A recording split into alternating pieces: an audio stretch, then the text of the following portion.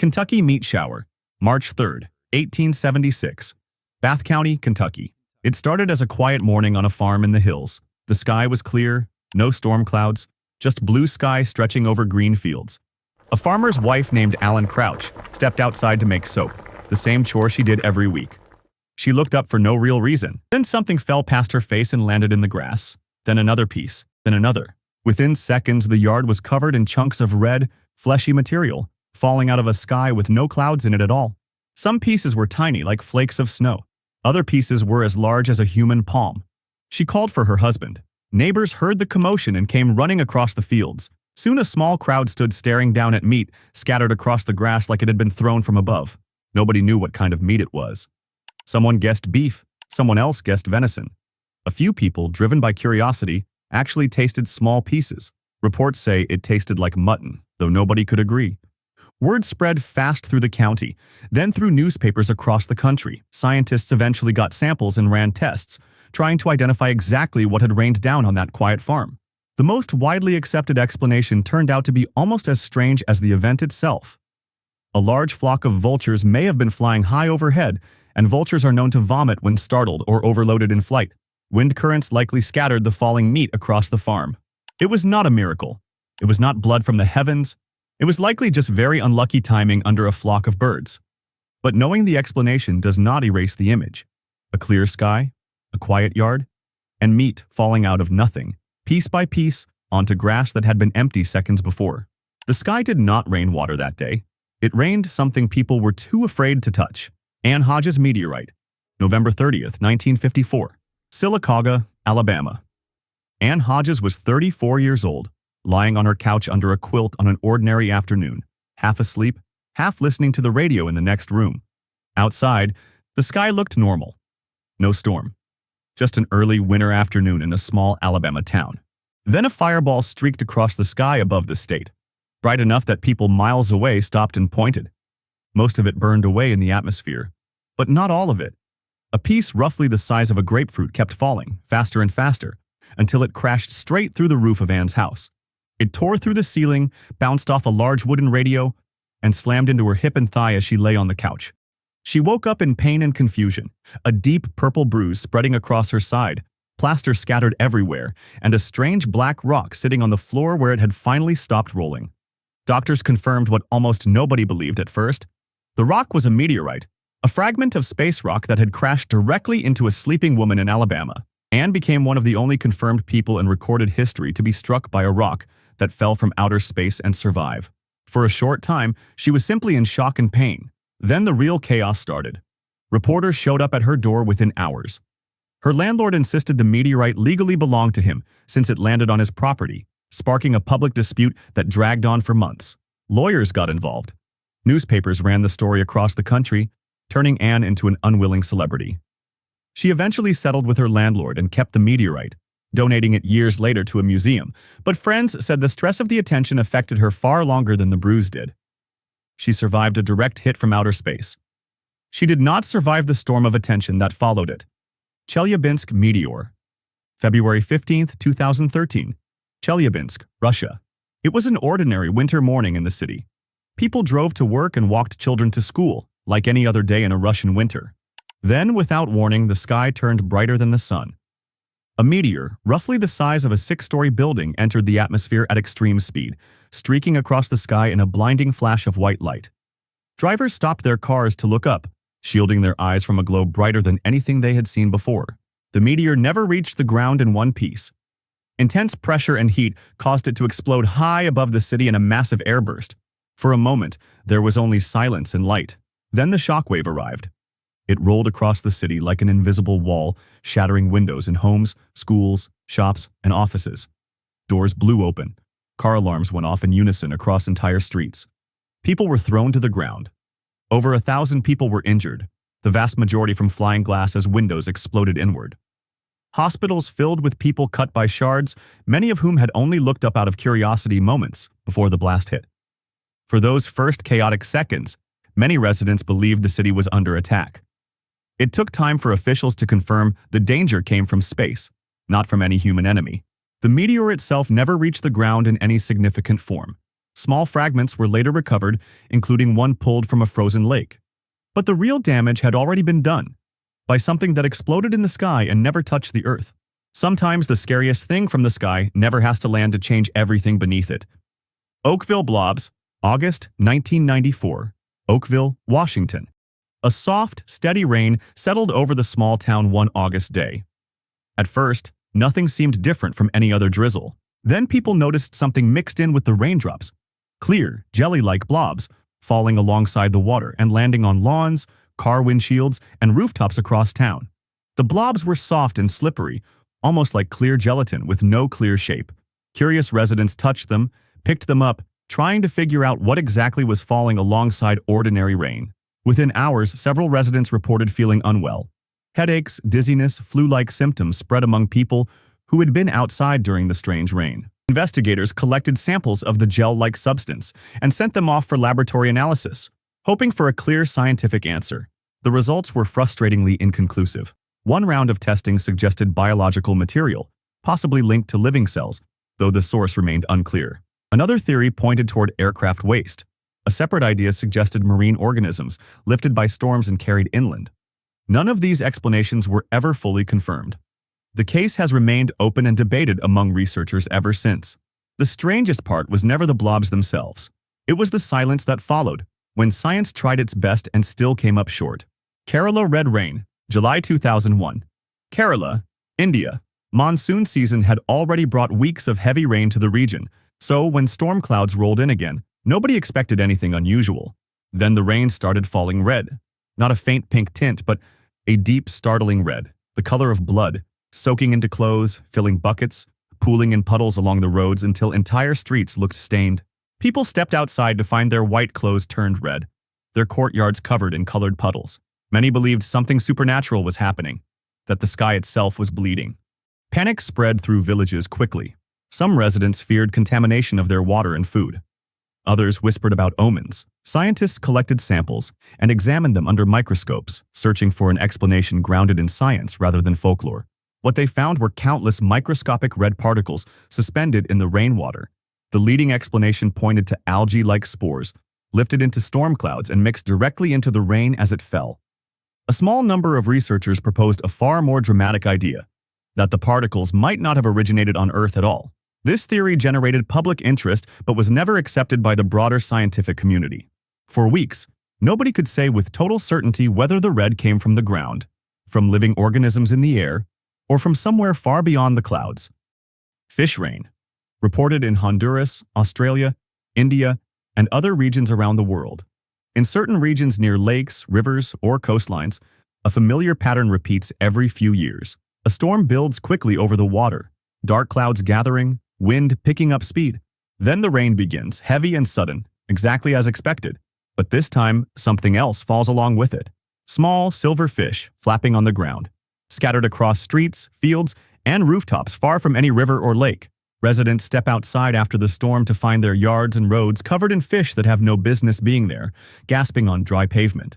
In towns where this has happened repeatedly, like certain regions of Honduras, residents have even built local festivals around the event, treating it as an almost celebrated part of the storm season. Scientists point to waterspouts as the most likely cause, a spinning column of wind that forms directly over water.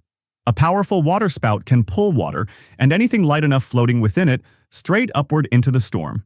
Fish caught in that updraft get carried along inside the storm before the wind weakens and releases everything it carried, dropping fish back down onto whatever land is below. But understanding the explanation on paper is very different from standing in your yard, watching fish rain down around you from a sky that, moments earlier, held nothing but storm clouds, frog rain, reported across parts of Europe, Japan, and other regions. Much like the fish, frogs have their own long history of falling unexpectedly from storm clouds, surprising residents who step outside expecting nothing more than ordinary rain. After a sudden, intense storm passes through certain areas, people have discovered small frogs scattered across yards, parking lots, and rooftops, hopping around in puddles far from any pond. The frogs are usually small and seem disoriented, having clearly traveled some distance through the air rather than across land on their own. The likely explanation mirrors the fish rain phenomenon. A powerful waterspout or updraft over a shallow pond can scoop up small, lightweight animals along with the water, pulling them up into the storm. Carried inside the clouds, frogs can travel a surprising distance before the storm weakens, scattering them across an area with no pond anywhere nearby. To the people experiencing it firsthand, there is no meteorology in that moment. Just frogs, falling quietly out of a gray sky, landing softly in the wet grass. The sky does not need anything magical to look completely impossible. Sometimes it just needs the right combination of wind, water, and timing. Birds falling from the sky. New Year's Eve into New Year's Day, 2010. Beebe, Arkansas. The small town had just celebrated the New Year with the usual fireworks display before residents headed home and went to sleep, expecting nothing more than a quiet holiday morning. By sunrise, the streets told a very different story. Thousands of dead blackbirds covered the ground across town, scattered on lawns, rooftops, sidewalks, and parked cars. Residents stepped outside into a scene that looked almost apocalyptic. News of the mass bird deaths spread rapidly online and through national media, with people across the country struggling to understand how so many birds could die in one place overnight. Investigators examined the birds and the surrounding area, looking at possible causes including the fireworks from the night before, severe weather, disease, or toxic exposure. Examinations revealed blunt force trauma as the most common cause of death rather than disease or poisoning. The leading explanation suggested the fireworks startled the roosting birds badly enough that they took off suddenly in total darkness, flying low and fast in a panic, crashing into houses, trees, power lines, and each other. No single dramatic conspiracy was ever confirmed, despite intense public speculation. Just a combination of fear, total darkness, and extremely bad timing on a night meant for celebration. Sometimes the sky does not drop a physical object at all.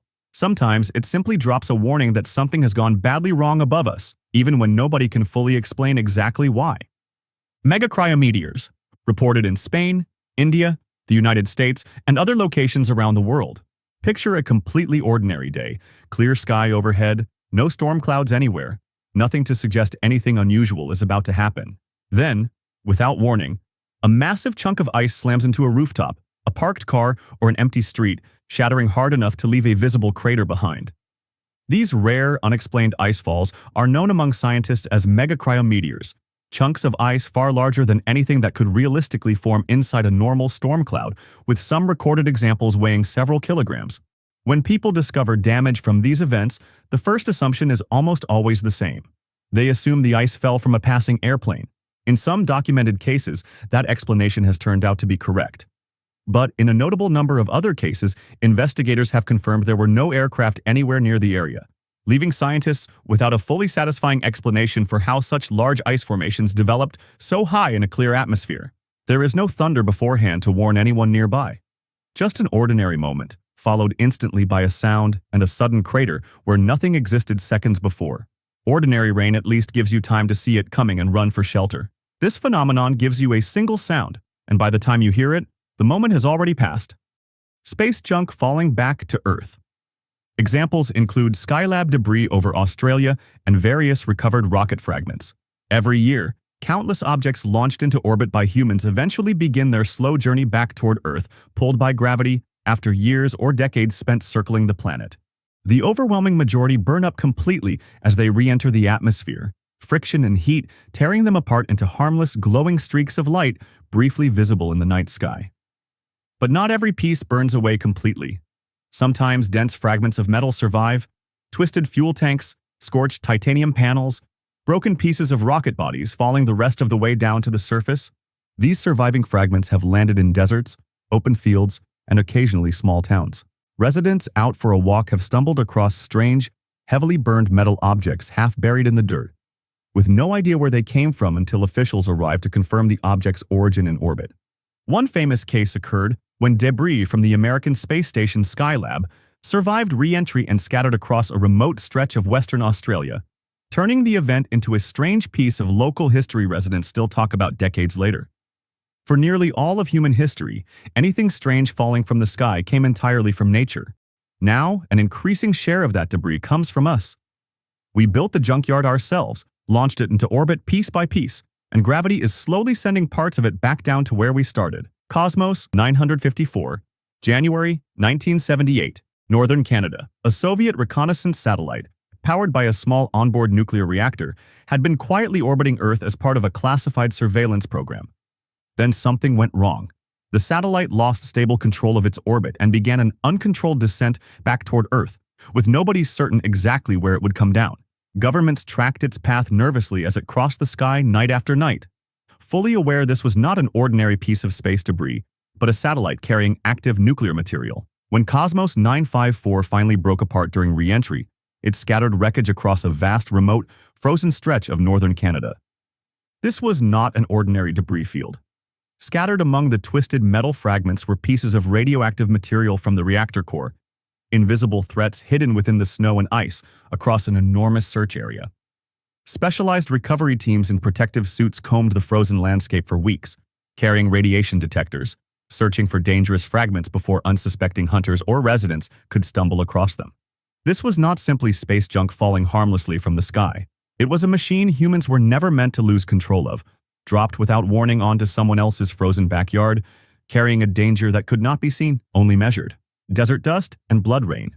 Reported across Europe, India, the Middle East, and other regions throughout history. Rain clouds gather overhead and rain begins to fall just as expected for the season. But this time, the rain is not clear. It falls red, orange, or a deep rust color, staining car windows, rooftops, and clothing left outside to dry.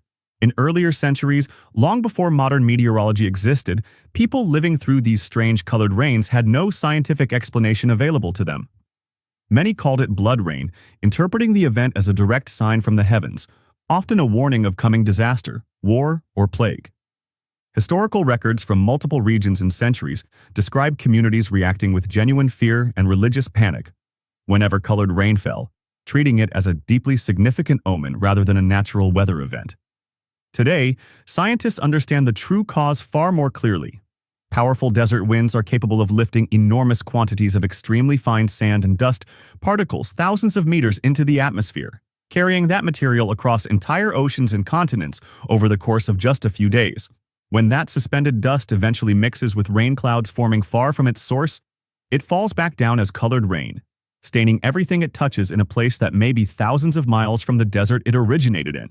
The sky is not bleeding, no matter how dramatic it appears to anyone standing outside watching it happen. It is simply borrowing land, grain by grain, from one part of the world and quietly pouring it down onto another, far away. 12 very different days, 12 different skies, scattered across continents and centuries. 12 moments when something fell from above that had no business being there. Almost every case on this list eventually found an explanation rooted in science. Startled vultures, spinning waterspouts, drifting desert winds, falling satellites, exploding meteors burning up in the atmosphere above our heads. But the explanation always arrives later, often after the panic has already faded and the questions have already been asked 1,000 times by people desperate for an answer.